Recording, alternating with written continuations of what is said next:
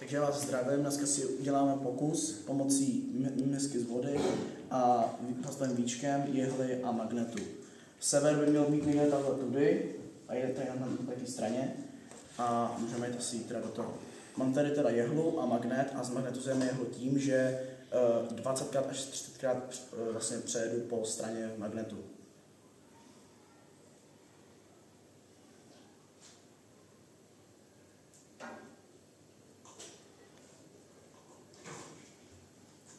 Teď vezmu plastové víčko a položím ho do vody do misky. Teďka vezmu tu jehlu a špička, kterou jsem zmagnetizoval, by měla ukazovat sever.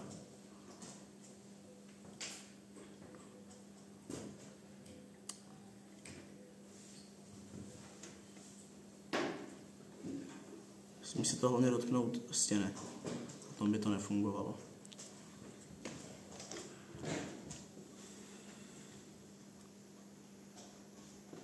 Musíme chvilku počkat, aby musím teď nechat ustát.